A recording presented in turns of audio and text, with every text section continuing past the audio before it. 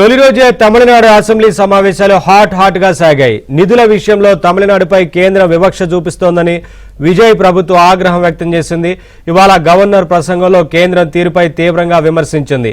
తమిళనాడుకు రావాల్సిన నిధుల విషయంలో వివక్ష చూపుతున్నారని ఆరోపించింది.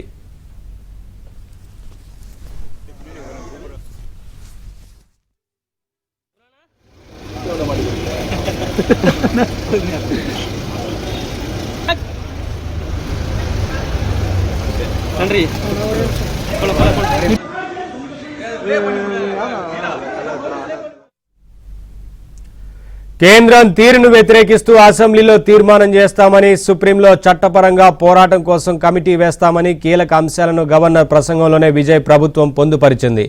త్రిభాషా సిద్ధాంతం అమలు చేయడం లేదని, నిధులాపితే ఎలా, కేంద్రం వైఖరితో తమిళనాడుకు జరుగుతున్న అన్యాయంపై త్వరలోనే శ్వేతపత్రం విడుదల చేస్తామని ప్రకటించారు.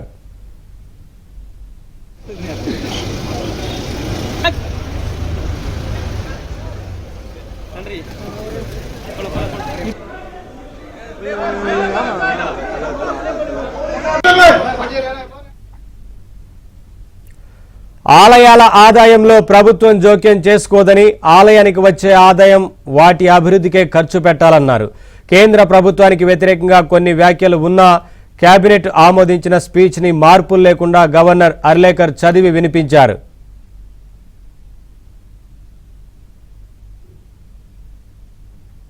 అప్డేట్స్ మా చెన్నై కరెస్పాండెంట్ సిరి అందిస్తారు.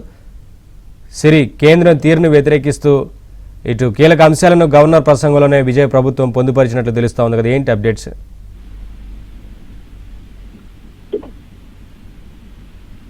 తమిళనాడు 17వ శాసనసభ తొలి సమావేశం ఈ రోజు ఉదయం గవర్నర్ ప్రసంగంతో ప్రారంభమైంది.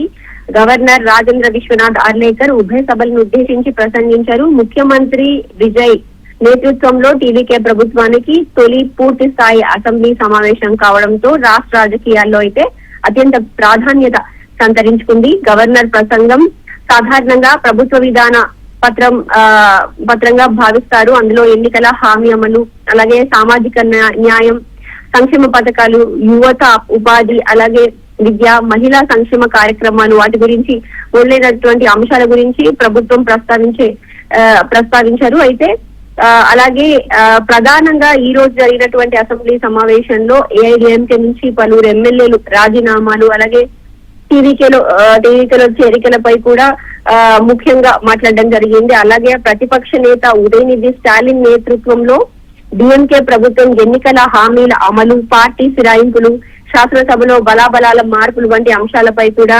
ప్రభుత్వాన్ని నిలదీశారు. ఇక ఈ రోజు జరిగేటువంటి బిజినెస్ అడ్వైజరీ కమిటీ సమావేశంలో అసెంబ్లీ సమావేశాలు అనేది ఎన్ని రోజులు జరగాలి, అలాగే గవర్నర్ ప్రసంగానికి ధన్యవాద తీర్మానంపై ఎన్ని రోజులు చర్చ, బడ్జెట్ ప్రవేశపెట్టే తేదీ వంటి అంశాలపై కూడా నిర్ణయం తీసుకున్నారు. ఇక గవర్నర్ ప్రసంగంపై చర్చ పూర్తయిన తర్వాత రెండు వారాల విరామం తర్వాత బడ్జెట్ ని సవరించి టీవీకే ప్రభుత్వం బడ్జెట్ ప్రవేశపెట్టేటువంటి అవకాశం ఉంది. ఇది విజయ్ ప్రభుత్వం తీసుకురానున్న తొలి పూర్తి స్థాయి ఆర్థిక పత్రంగా కూడా ఉండబోతోంది. ఇక గవర్నర్ రాజేంద్ర విశ్వనాథ్ అర్లేకర్ మరియు రాష్ట్ర ప్రభుత్వం మధ్య భవిష్యత్తులో విభేదాలు తలెత్తేటువంటి అవకాశం ఉందని కూడా ప్రోటోకాల్ అంశాలపై ఇప్పటికే విభేదాలు కూడా కనిపిస్తున్నాయి.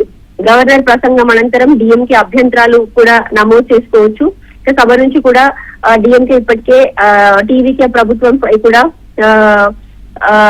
నిరసన వ్యక్తం చేసింది. నల్ల బ్యాడ్జీలు ధరించి నిరసన అనేది వ్యక్తం చేసింది.